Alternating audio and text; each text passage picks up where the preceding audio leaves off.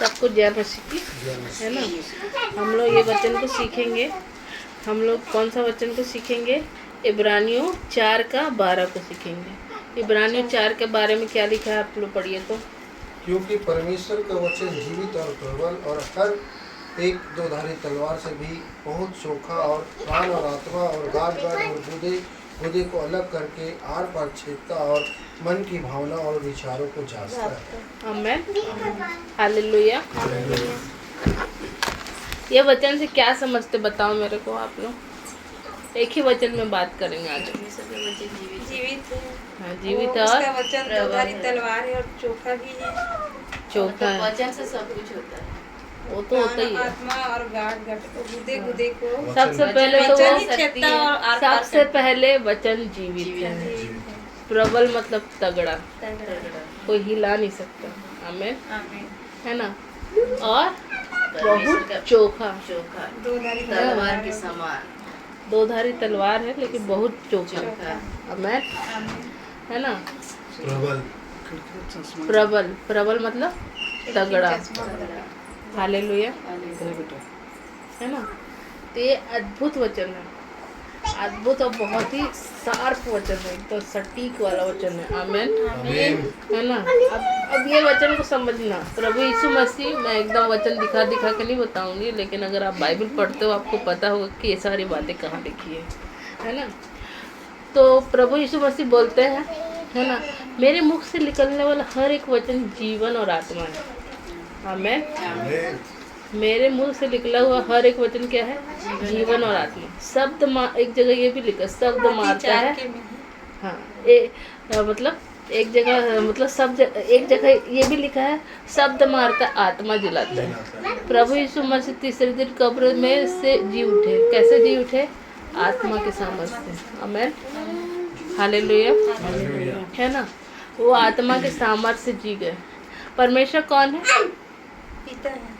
वो तो पिता है, लेकिन परमेश्वर क्या है? आत्मा। परमेश्वर आत्मा है ना। समझ गए। और पवित्र आत्मा, परमेश्वर अपवित्र है, अपवित्र है, अपवित्र है, पवित्र है। पवित्र है कि अपवित्र है? पवित्र है। पवित्र है। तो पवित्र आत्मा कौन है? परमेश्वर की आत्मा। आमेन, समझ में आया। परमेश्वर पवित्र है, अपवित्र आत्मा। परमेश्वर अपवित्र तो होगा नहीं, जाहिर सी बात है। आमेन, हालेलुया, है ना। मेरे मुख से निकला हुआ हर एक वचन क्या है? जीवन और आत्मा, है ना। तो जीवन जब एक जगह लिखा है ना, गेहूं का दाना जब जमीन में पड़ के मर जाता है तो बहुत गुना फल लेके आता है। हालेलुया, है ना। तो जब हम लोग अपने जीवन में हर एक चीज़ों के लिए मरते हैं ना, मरना मतलब ये नहीं कि जाकर हम फट से मर गए, वो वाला मरना नहीं बोलता। अपनी इच्छाओं, भावनाओं को, अपनी अभिलाषाओं को जब प्रभु को आप अर्पण कर देते हो और प्रभु के ऊपर अपने सारे ज़रूरतों के लिए मतलब आस लगाते हो, अपनी मतलब मेरा बोझ तू ले ले, तेरा बोझ मैं ले लेता हूँ, ऐसा टाइप का जब लेके चलते हो, तब उस दौरान क्या होता है कि परमेश्वर का सोच आपका सोच हो जाता है। परमेश्वर की आत्मा और आपकी आत्मा एक हो जाता है। वचन क्या कहता है? जो परमेश्वर की संगति में रहता है वो उसके साथ क्या हो जाता है? एक आत्मा हो जाता है। आमेन, है ना। तो परमेश्वर की संगति में जो वह विचार करता है, वह विचार की संगति करता है, वो दुष्ट आत्मा के साथ एक आत्मा हो जाता है ना। जो संसार की रीति पर चलता है, जो परमेश्वर से भूल करके उससे दूर रहता है, वो दुनिया के साथ एक आत्मा हो जाता है। लेकिन जब हम लोग परमेश्वर के साथ चलते हैं और हम परमेश्वर की उपस्थिति में बैठते हैं, तो हम परमेश्वर की संगति में रहने के मतलब नाते एक आत्मा हो जाते हैं प्रभु के साथ। आमेन, हालेलुया। तो वो सेम जीवन जो प्रभु यीशु मसीह के शरीर में संचालित था, वही सेम जीवन हमारे अंदर से फ्लो होता है। आमेन, है ना। वो जीवन कैसे आएगा? अभी देखो, बहुत गहरा है वचन, बहुत ज़्यादा गहरा, है ना। वचन प्रबल, प्रबल मतलब बहुत तगड़ा, है ना। एक तगड़ा इंसान आके खड़ा हो जाए, है ना, उसको आप हिला भी नहीं पाओगे। हालेलुया, है ना। जब वचन हम लोग ऊपर गिरेंगे से प्रबल, तब हमको कोई हिला नहीं पाएगा। नहीं, अगर आप वचन में गहरे में जाओगे ना, मतलब वचन को आप पकड़ के रहोगे ना, तो आपको कोई हिला नहीं सकता। अनशेकेबल बिलीफ हो जाएगा। आमीन। तो ये सब के लिए है, ठीक है। बच्चे मत सोचे कि मैं बच्ची हूँ क्या सीखूंगा, ऐसा वाला नहीं। सब के लिए वचन, बच्चे बूढ़े जवान सब के लिए, बिक्कू के लिए भी है, समझ रहे हो। लेकिन अभी उसको अलग दुनिया में, ठीक है। तो परमेश्वर का वचन कैसे? तगड़ा। तगड़ा मतलब बहुत शक्तिशाली वचन, पावरफुल है ना, ठोस है ना, वजनीय। और क्या बोल सकते हैं तगड़ा को और कैसे व्याख्या कर सकते हो? ताकतवर। ताकतवर तो हो गया, और तगड़ा को क्या बोलोगे? कोई उसको हटा नहीं बहुत सकता, भारी। कोई उसको हटा नहीं सकता, कोई उसको टाल नहीं सकता। मजबूत। मजबूत है ना, प्रबल, ऐसा। और क्या बोल रहे हैं? एक दो धारी तलवार से भी बहुत चोखा है ना। दो धारी तलवार से भी बहुत चोखा। दो धारी तलवार नहीं बोला, ठीक है। दो धारी तलवार से भी बहुत चोखा, बहुत चोखा, बहुत बहुत बहुत चोखा।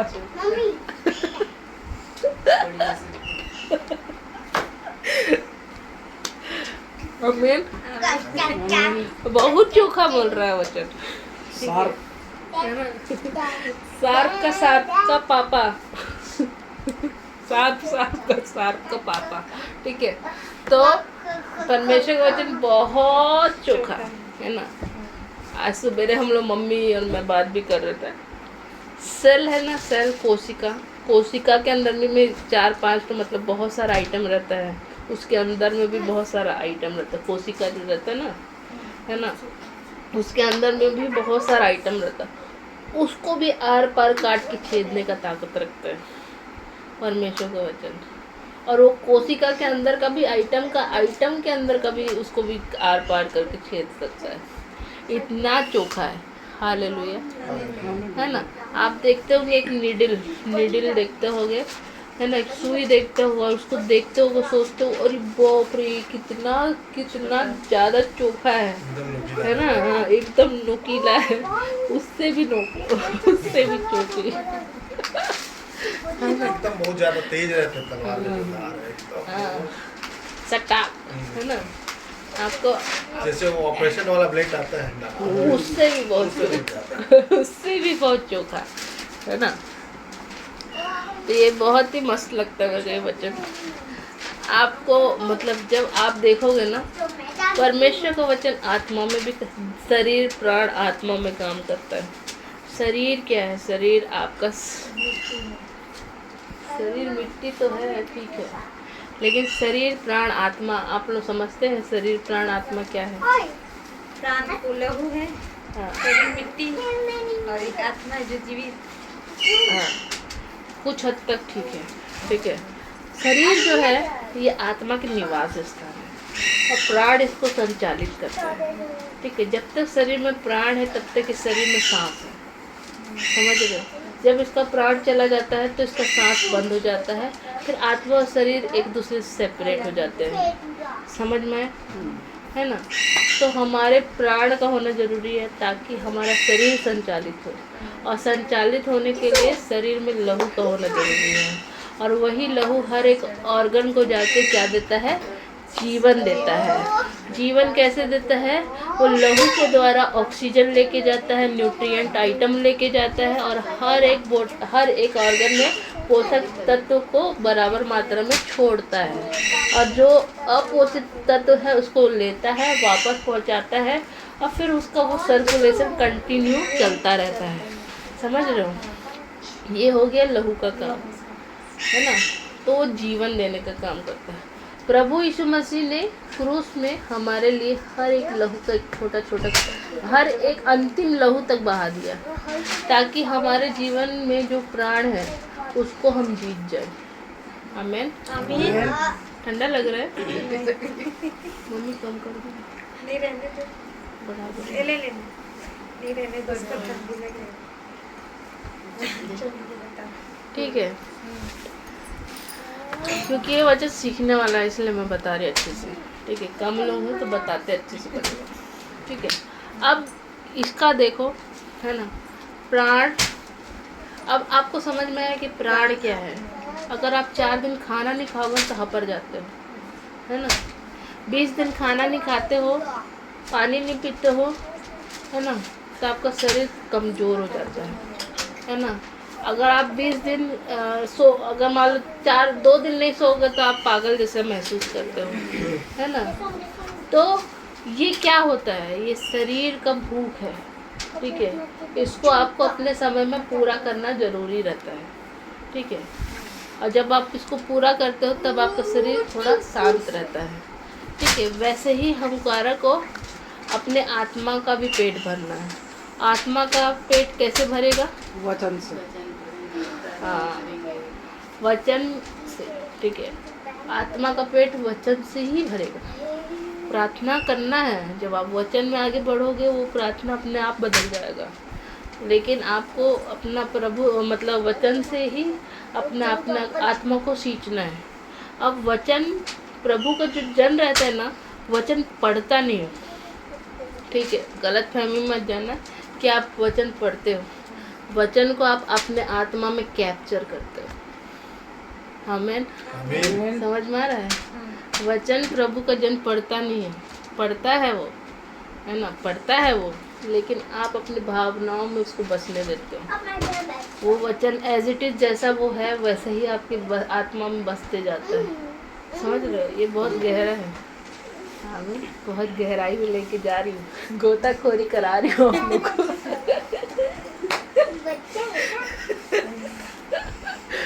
है कि नहीं? जब आप वचन को ज़्यादा से ज़्यादा पढ़ते जाते हैं ना, तब आपके आत्मा में परिवर्तन होता है। अगर आपका जीवन मतलब प्रभु में पूरे तरीके से नहीं है ना, तो आपको गुस्सा आएगा, नफरत भी होगा, क्योंकि वचन पवित्र है ना। पुराना मनुष्य तो उसको झेल नहीं पाता है। ठीक है, क्यों नहीं झेल पाता है? क्योंकि वो एक उससे पढ़ रहा है। कैसे पढ़ रहा है? ख़त्म करना है, कैसे भी करके उसको ख़त्म करना है।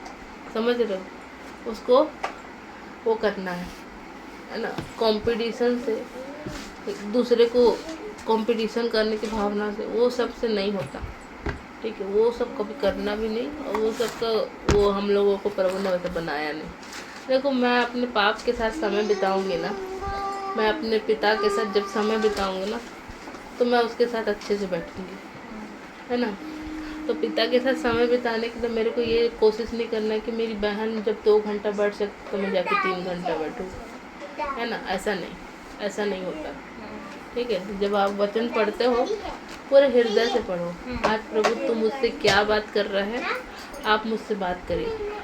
बिक्कू से ले लो, उसको सेट करें चाचा। दे दो बेटा। नहीं, वो खिलाना नहीं। ठीक है, छोड़ो। ठीक है, तो यहाँ पर ना प्रभु का जो जन रहेगा वो वचन को अपने आत्मा में सोखता है। ये कब होगा? ये वाले एरिया में आप जब पहुँचोगे, जब आप पूरी सच्चाई से देखो। शरीर मतलब शरीर भी हमारा सगा नहीं है ना। हमारा सगा सिर्फ परमेश्वर है और ये वचन है ना। आपके घर का परिवार के सारे लोग आपको छोड़ देंगे, सारा कुछ अपने आप ख़त्म हो जाएगा। कब तक ये पिक्चर चलेगा आपको पता नहीं है आपके जीवन का, लेकिन ये जीवन को अंत तक प्रभु ही साथ देने वाला है, क्योंकि वचन कहता है देखो मैं जगत के अंत तक सदा तुम्हारे संग हूँ, है ना। और क्या बोलता है? मैं तुझे अनाथ नहीं छोड़ूंगा। तो जो परमेश्वर आपके साथ सदा रहने वाला है तो उसका बात सुनने से ज़्यादा अच्छा है। ठीक है, तो यहाँ पर मैं आप लोगों को ये बताना चाहती हूँ कि जो प्रभु का जन रहता है वो आत्मा का पेट कैसे भरता है। वो आत्मा का पेट एक ऐसा मतलब आप पढ़ोगे, बहुत पढ़ोगे वचन, लेकिन वो वचन तब आपके जीवन में सही तरीके से उतरता है जब आप उसको पूरी तरीके से सीखते हो, समझने की ओर मन लगाते हो। समझ रहे हो? बार बार उसको सीखने की ओर मन लगाते हो, उसको सोचते हो, उसको समझते हो, बार बार उसको पढ़ते हो, लोगों को उसको बताते हो, तो वो वचन आपको सिखाता है। समझ रहे हो? मैं चाहती तो आप लोग को पूरा चैप्टर पढ़ा सकती हूँ, लेकिन मैं आज आपको एक ही वचन से बताऊँगी। ठीक है। तो ये वचन मेरे जीवन का रेमा बना, है ना, तो मैं आपके जीवन का भी रेमा बना सकती हूँ। आमीन। हो सके आप लोग को कुछ तो वर्ड मिलेगा ना, इतना सारा कुछ सीखने से। तो यहाँ पर सीखने वाली बात ये है कि हम लोग का आत्मा का पेट भरता है वचन से। वचन से तब पड़ेगा जब हम लोग प्रभु को अपना बाप देख करके उसके करीब आएंगे, है ना। हम प्रभु से कुछ पाने की इच्छा से नहीं, प्रभु को अपना जीवन देने की इच्छा से जब उसके करीब जाएंगे, है ना। बहुत सारे लोग सिर्फ ब्लेसिंग की ओर भागते हैं। ब्लेसिंग के अगेंस्ट नहीं हो। प्रभु का बोला है जब परमेश्वर उसके राज्य की खोज करोगे सारी वस्तु अपने आप मिलेंगी। वो बोला अपने आप मिलेंगी, तो फिर हमको मांगने की भी ज़रूरत नहीं है। हालेलुया, है ना। तो परमेश्वर ने वादा किया है, इस वचन से वादा किया है, जब हम परमेश्वर के राज्य की ओर बढ़ेंगे, परमेश्वर हमारे स्टार्टिंग में थोड़ा रुकावट होते हैं, परेशानी होते हैं, लेकिन हमको उसको जीतना रहता है ना। भैया कहीं जीवन देख लो, उनके घर वालों उनको छोड़ दिए, उनके पास यहाँ आए थे तो यहाँ पर राशन पानी कुछ नहीं था, कैसे तैसे करके रहते थे, जमीन में सोते थे, ना बर्तन था खाना पकाने के लिए, कैसे गुजारा चल रहा था। लेकिन प्रभु ने उठाया ना, है ना। इंतज़ार करने से प्रभु उठाता है। जब धीरज धरो को प्रभु उठाता है, बस समय थोड़ा सा रहता है और उस समय को आपको जीतना रहता है। वो कैसे जीतोगे? बिना पवित्र आत्मा की सहायता के, बिना वचन के, परमेश्वर की उपस्थिति के संभव नहीं है। आपको प्रभु में आगे बढ़ने का दृढ़ संकल्प लेना पड़ेगा और उसमें आपको लास्ट तक टिके रहना पड़ेगा, तब जाके वो सारी बातें आपके जीवन में सफल हो जाता है। तो कैसे सफल होगा? जब आपका मन पूरी तरीके से परमेश्वर की सेवा भाव में लगा रहेगा। आमेन, हालेलुया, है ना। क्योंकि परमेश्वर का वचन जीवित है, ठीक है। परमेश्वर का वचन जीवित है, आमेन, है ना, प्रबल है और हर एक दोधारी तलवार से बहुत चोखा है। हालेलुया, हर एक दोधारी तलवार से। इस दुनिया में कोई ऐसा तलवार नहीं है जो परमेश्वर के वचन से चोखा हो, है ना।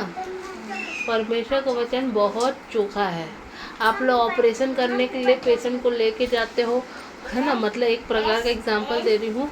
बहुत सारे लोग ऑपरेशन के लाइन लगाते हैं। कोई कैंसर का ऑपरेशन करा रहा है, कोई और समस्या का ऑपरेशन करा रहा है, कोई किसी और समस्या का ऑपरेशन। लेकिन आपको मैं बताऊँ, वहाँ पर वचन को भेजोगे ना, तो वचन वहाँ जाकर ऑपरेशन करता है। आमेन, हालेलुया। जिसको जो चीज़ को डर किसको रहेगा? जिसको प्रभु ने बनाया ही नहीं। डर उसको नहीं रहेगा जिसको प्रभु ने बनाया। हमको तो प्रभु ने बनाया है, तो हमको डरने की बात ही नहीं है। और हमारे जीवन में अगर वो वचन रिलीज होके जा रहा है, तो जो शैतान का काम है उसको डरना चाहिए। शैतान डरेगा, हमको डरने की ज़रूरत नहीं है ना। अगर कोई भी चीज़ आपके शरीर में कब्जा करके बैठा है, कोई भी बीमारी आपके शरीर में कब्जा करके कानूनी क्या कहते हैं, गैर कानूनी रूप से आपके शरीर में घर किया हुआ, उसको जाना पड़ेगा। क्यों जाना पड़ेगा? क्योंकि वचन गाड़ गुदे को छेद देता है, आर पार छेदता है। और वो जो औजार ऑपरेशन के लिए इस्तेमाल किया जाता है उससे भी बहुत चोखा है। आमीन, हालेलुया। तो वहाँ पर क्या काम करेगा? वचन काम करेगा। जो गैर कानूनी है, जब उसका इंस्पेक्टर आएगा उसको जाना पड़ेगा, है ना, उसको जेल में जाना पड़ेगा। यहाँ दुनिया में भी चोरी होता है, जब पुलिस आता है तो चोर को जेल में ही जाना पड़ता है। तो जेल में वो जाता है जब वो पकड़ा जाता है। वचन ही है उसका पुलिस, ठीक है। अब चोर जो है सदा घर का वारिस नहीं रहेगा ना। घर का वारिस कौन है? जो उसके पुत्र पुत्री, है ना। पुत्र और पुत्री वारिस है, चोर वारिस नहीं हो सकता, ना कोई काम करने वाला वारिस हो सकता है। अभी देखो आपका इतना बड़ा घर है ना, इतना बड़ा घर है, आपके घर में सालों से कोई काम कर रहा है, ठीक है, सालों से काम कर रहा है, तो वो आपके घर का मालिक बन सकता है क्या? नहीं बन सकता। क्यों? वो इसलिए नहीं बन सकता क्योंकि वो वारिस नहीं है। वारिस है क्या? नहीं ना। वारिस वो है जो लहू से पैदा हुआ है, जिसको प्रभु ने अपना पुत्र पुत्री करके ग्रहण किया है। तो हमारे शरीर को प्रभु ने बनाया है अपने स्वरूप में। हमारी बॉडी का हर एक ऑर्गन को उसने हर जगह अपने जगह में स्थापित किया है। हालेलुया, हाँ, अपने जगह में स्थापित किया है ना। तो उसने कैंसर को स्थापित किया है क्या? टीवी को स्थापित किया है क्या? टीवी है, कमजोरी को स्थापित किया है, हार्ट प्रॉब्लम, पेट का समस्या, घुटना का दर्द, सिर दर्द, इसको स्थापित किया क्या प्रभु ने वहाँ? हाँ, प्रभु के शरीर में कमर दर्द है, सिर दर्द है, प्रभु सिर दर्द पकड़ के बैठते हैं क्या? नहीं ना, नहीं ना। तो वो सारी चीजें आपके शरीर में कैसे आ रही हैं? तो उसको तो प्रभु ने स्थापित नहीं किया ना आपके शरीर में, तो उसको तो जाना पड़ेगा ना, क्योंकि वो गैर कानूनी रूप से गलत तरीके से एंट्री किया आपके शरीर में। अब गलत तरीके से एंट्री किया है ना। वचन क्या कहता है? शरीर पे जो पाप बसा उस पर दंड की आज्ञा है ना। प्रभु ने क्या कहा है?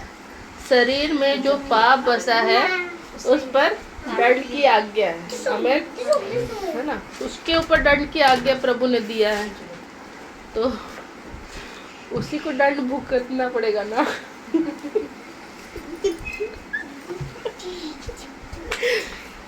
है ना। गाट गाट गुदे गुदे को छेद रहा है, तो वहां पर कैंसर है, तो कैंसर को छेदाना पड़ेगा।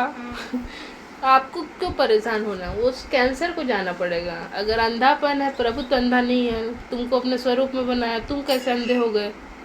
है ना। तो जब प्रभु अंधा नहीं है तो तुम भी अंधे नहीं हो ना। तो ये सारे चीज़ों को आपको एक्सेप्ट करने की ज़रूरत ही नहीं है। अगर आपकी गर्दन में दर्द है, ये सब है ना, पाप से आता है सब। वो तो बात करेंगे, है ना। मैं ये बता रही हूँ कि हमारे को प्रभु ने कैसे बनाया, है ना। प्रभु का वचन हमारे शरीर में, हमारे आत्मा में जाके कैसे काम करते, ये मैं बता रही हूँ, है ना। वो सब तो है विषय चर्चा का, लेकिन यहाँ पर क्या है, जब आप पापों से मन फिराते हो ना, है ना, तो वहाँ पर परमेश्वर का आत्मा कार्यरत हो जाता है। क्योंकि वचन क्या कहता है? प्रभु यीशु मसीह सबसे पहले पूरी दुनिया में आके प्रचार करना चालू करे, क्या बोलो? मन फिराओ क्योंकि स्वर्ग का राज निकट है। स्वर्ग का राज, अब बोलोगे स्वर्ग का राज अंत के समय में आएगा, तो तुम 100 साल 2000 साल जीने वाले हो क्या? है ना। तुम्हारा तो जीवन कितने दिन का? तुम्हारा तो जीवन तो भाप के समान है, कब न कब उड़ जाए, है ना। तो ये मत सोचो कि वो अंत के समय में आएगा, प्रभु आएगा तब हम जाएंगे स्वर्ग, वैसा नहीं, ऐसा कभी सोचना नहीं। स्वर्ग का राज्य तुम्हारे पास अभी है, इसी वक्त है। आमीन, है ना। तो आप कब, आपके नथनों में कब तक सांस है, वो जीवन प्रभु का है, वो कभी भी ले सकता है ना। उससे पहले आपको प्रभु के राज्य में एंट्री लेना है ना।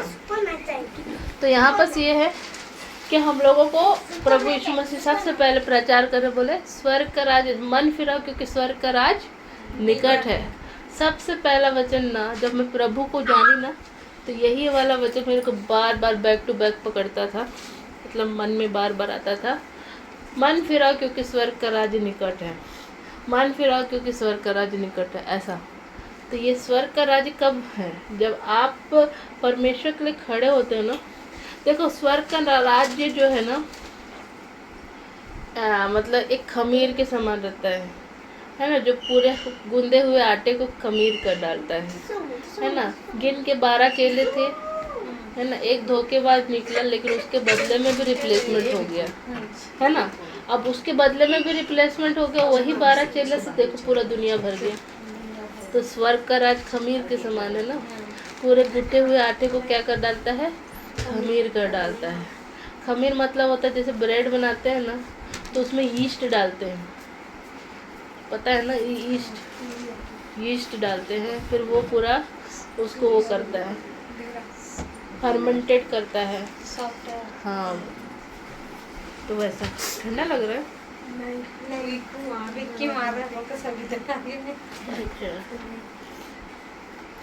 ठीक है।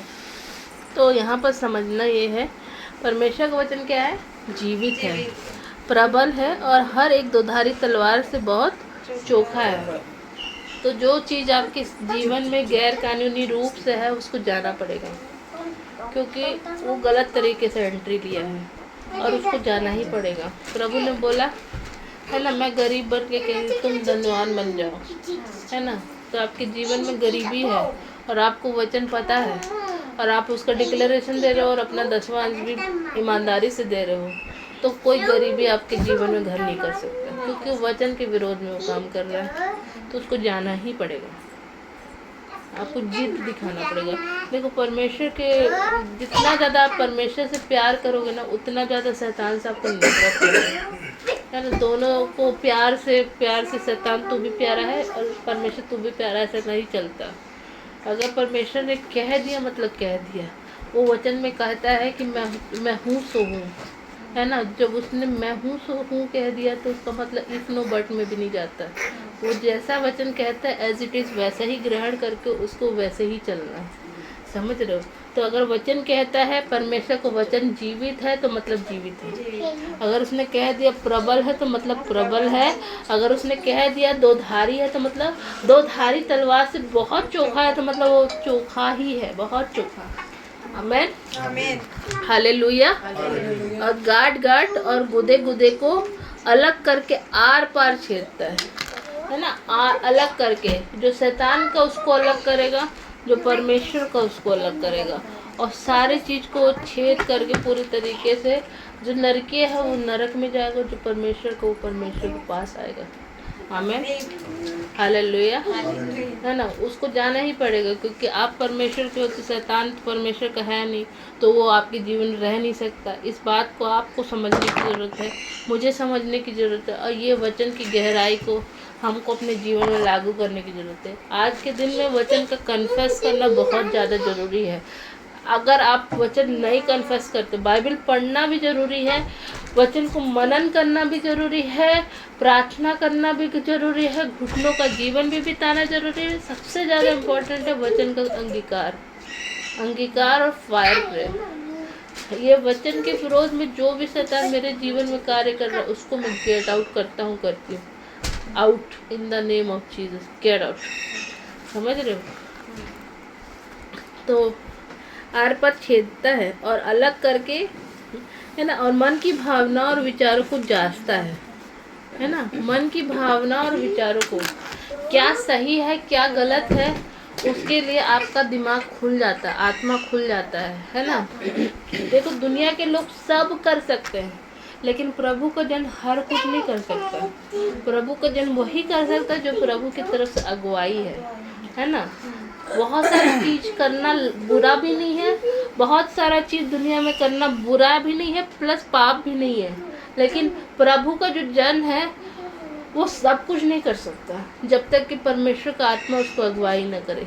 हालेलुया, है ना। इसलिए हम लोगों को प्रभु ने आत्मा दिया है, पवित्र आत्मा दिया है, ताकि हम उसके साथ निकटता में प्रभु के वचन को थाम करके आगे बढ़े, है ना। पहले के समय में क्या था, है ना, बार बार लोग भूल जाते थे। पुराना नियम पढ़ रहे होंगे तो उसमें देख रहे होंगे, बार बार वो लोग परमेश्वर को भूल करके पाप करते थे, है ना। परमेश्वर का क्रोध भड़कता था, सालों साल उनको छोड़ देते थे, है ना। जब फिर उन लोग के ऊपर पाप उपद्रव पड़ जाता था, फट से दोहाई देने लग जाते थे, हे प्रभु हमको बचा। फिर प्रभु को दया आता था, फिर उनके लिए एक अगुआ खड़ा करता था, फिर वो जाकर के उनके लिए प्रार्थना करता था, तो फिर उनको वहाँ से निकालता था, तब जाकर उनका जीवन बचता था। हालेलुया, है ना। तो वैसा होता था उस समय, उनके हृदय में वो बात नहीं लिखा था, है ना। लेकिन पवित्र आत्मा हमको दिया गया है, और हमारे हृदय में पहले से वो सारी बातें लिखी हुई है, जो उनको बताना पड़ता था। ये तुम्हारा परमेश्वर है, इसके पीछे चलो, तुम ऐसा करो, तुम ये व्यवस्था मानो तुम। लेकिन यहाँ पर नए नियम में क्या है, पवित्र आत्मा के जरिए और प्रभु यीशु मसीह के मतलब हमारे लिए अपने आप को क्रूस में दे दिया ना, उसके वजह से हमारे जीवन में एक द्वार अच्छा खुल गया है कि हमारे हृदय रूपी पट्टी में पहले से परमेश्वर की आज्ञा लिखी हुई है। आमीन। जब हम विश्वास में नहीं भी आए थे ना, तो बहुत सारे वचन में ऑटोमेटिक भी चलते थे, है ना। फिर उसके बाद हम लोग जब प्रभु के पास आ गए तो वो वचन को और गहरे रूप से पकड़ लिए, समझ गए। तो ये ऑलरेडी प्रभु, अभी देखो कितने सारे जाति कुल समाज जो भी है ना, वहाँ से लोग क्यों आ रहे हैं, क्योंकि उनके हृदय रूपी पट्टी में ऑलरेडी परमेश्वर की आज्ञा लिखी हुई है। इस वजह से जब उनको थोड़ा सा सिग्नल मिलता है, वो फट से कैप्चर करके उस पकड़ के परमेश्वर के पास ही आ जाते हैं। तो परमेश्वर के जन को मैं आधा घंटा प्रचार करूँ, जो प्रभु में आने वाला व्यक्ति ना उसको मैं 5 मिनट भी प्रचार करेंगे ना तो फट से प्रभु में आ जाएगा। क्यों प्रभु में आ जाएगा? क्योंकि उसके हृदय में ऑलरेडी लिखा हुआ है, बस उसको एक्टिवेट होना है, सिग्नल मिलने की देरी है। आमीन, हालेलुया। ठीक है, तो यहाँ पर देखिए परमेश्वर का वचन जीवित, प्रबल और हर दोधारी तलवार से बहुत चोखा है और प्राण और आत्मा को और गाढ़ गुदे को आर पार छेदता है और मन की भावनाओं को जांचता है। ठीक है, अब घोड़ा रेस की ओर भाग रहा है, उसके आँख के किनारे किनारे ऐसे टाइप पर लगा रहता है ना, क्यों लगा रहता है बताओ? इधर मत देखिए, सीधा अपना हाँ, निशाने को दौड़े, हाँ निशाने की ओर दौड़े, है ना। घोड़ा के आँख के किनारे किनारे ऐसे लगा देते हैं, निशाने की ओर दौड़े। अभी कुछ वो टंगिया अंगिया चलता है ना, मतलब जिसमें लोग घोड़ा वाला सवारी करके चलते हैं, तो उसमें भी ऐसे टांगा में भी ऐसे लगा रहता है। क्यों लगा रहता बता? घोड़ा के आँख के पास, हाँ तो इधर उधर न जाए। हाँ, अगर हटा देंगे तो क्या होगा? वो इधर विपरीत दिशा में जाएगा। हाँ, इधर उधर भाग सकता है, कुछ खाने को मिल जाएगा तो उधर भाग जाएगा, कुछ भी कर सकता है ना, है ना।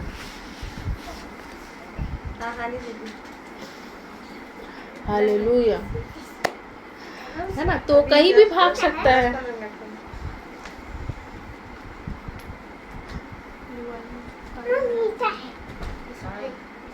Hallelujah, thank you. ठीक है, तो बहुत मतलब कहीं भी भाग सकता है ना घोड़ा, है कि नहीं? कहीं भी भाग सकता है कि नहीं? तो उसको क्या रहता है, ऐसे ऐसे लगा रहता है ताकि वो सीधे कहाँ भागे? निशाने की ओर भागे, है ना। वचन भी वैसे ही काम करता है हमारे जीवन में, जो हमको अपने परमेश्वर तक सीधा सीधा चलने में सहायता करता है ना। वो वचन हमारी सहायता करता है कि सीधा जाए, और पवित्र आत्मा जो है वो हमारी वचन में भी लिखा है ना, मैं निशाने को दौड़ा चला जाता हूं। हाँ, मैं निशाने की ओर दौड़ा चला जाता हूँ। कैसे जाओगे दौड़ के?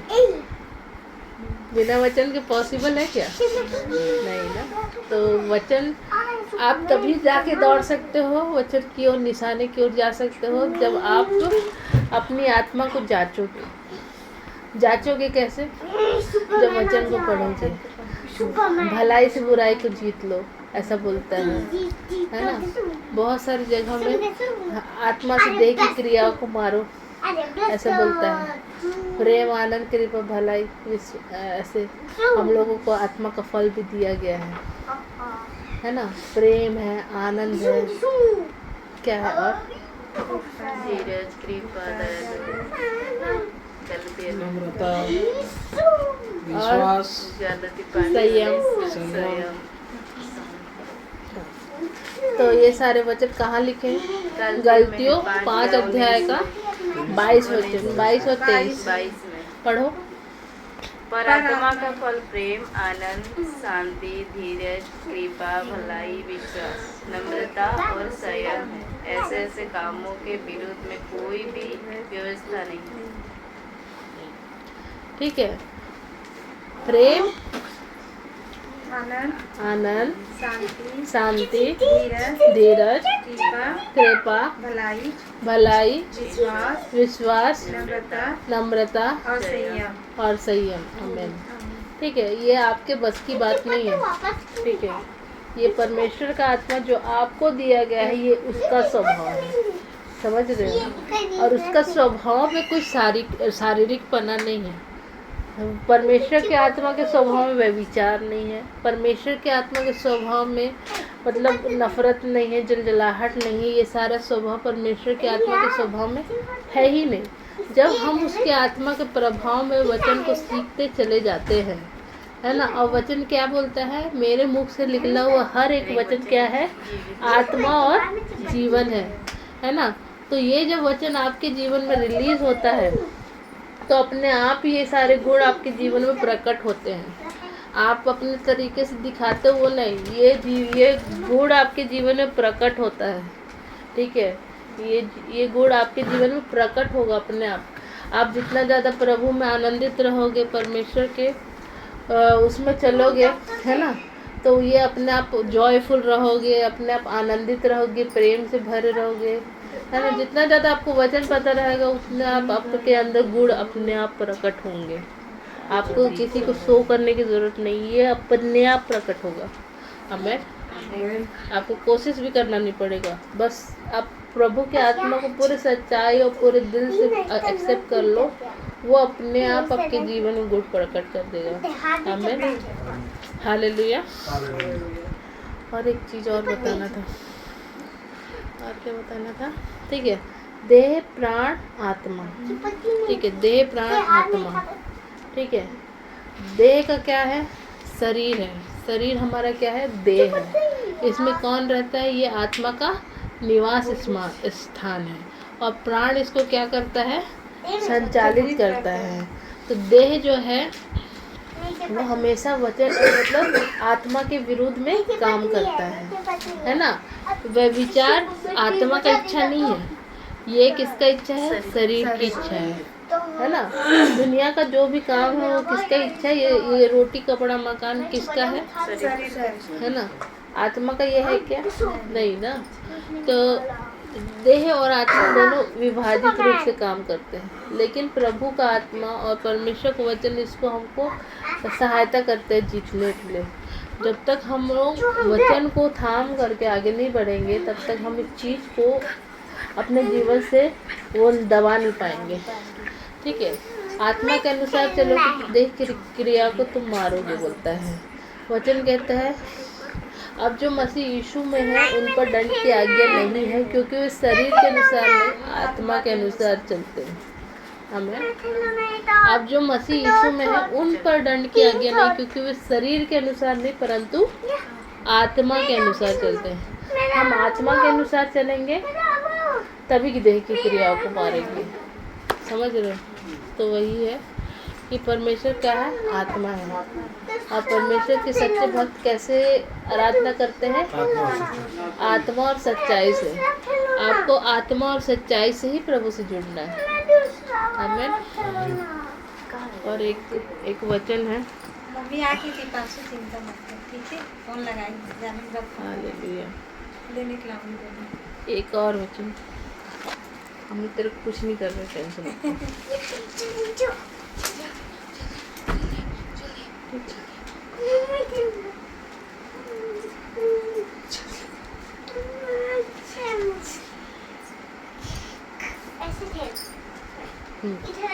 अब यहाँ पर ना जब आप बपतिस्मा लेके मन फिरा लेते हो, है ना, प्रभु को अपना उद्धार करते ग्रहण कर लेते हो, उसके बाद आप एक ब्यारी में शामिल होते हो, प्रभु भोज की ब्यारी में जाते हो, है ना।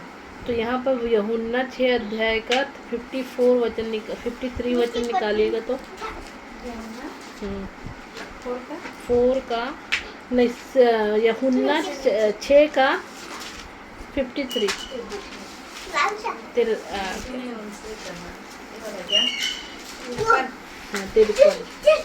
यीशु ने उससे कहा, मैं तुमसे सच सच कहता हूँ कि जब तक तुम मनुष्य के पुत्र का मांस न खाओ और उसका लहू न पियो तो तुम में जीवन नहीं।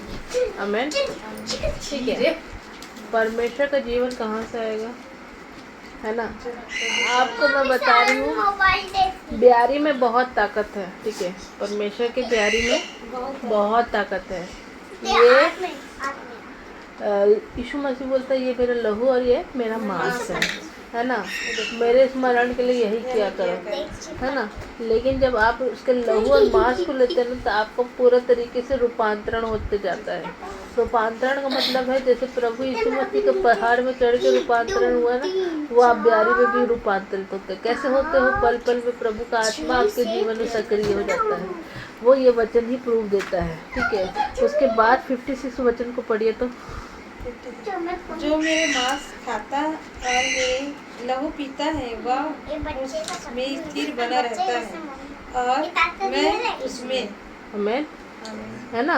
और मेरा मांस खाता और मेरा लहू पीता हुआ मुझ में स्थिर बना रहता है। स्थिर, कांस्टेंट, लंबे समय तक एक समान, है ना। स्थिर, स्थिर मतलब उसमें मतलब डुलने पुलने वाला काम नहीं, ठीक, स्थिर बना रहता और मैं उसमें, आमेन। तो वो लंबे समय तक प्रभु में बना रहता है। तो ये सब आत्मिक है, ये सब परमेश्वर आत्मा है, परमेश्वर का वचन आत्मा जीवन है।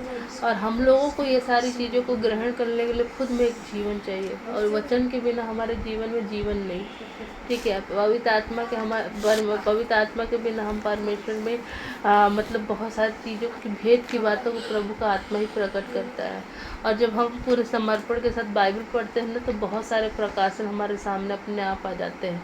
अचानक से आप बाइबल पढ़ते रहोगे, अचानक से आपसे वचन बात करने लग जाएगा, और आप नहीं सोचोगे अरे ये तो मैं सोची ही नहीं थी, है ना। उस दिन मैं एक वचन डाली, भाभी बोलती यही वचन मैं पढ़ के उठी, है ना। तो प्रभु का वचन कब आपसे बात करने लग जाए आपको पता नहीं। इसलिए आपको पूरी रीति से अपना पूरा आत्मिक सेंसेस को खोल कर वचन को पढ़ना है, हमें।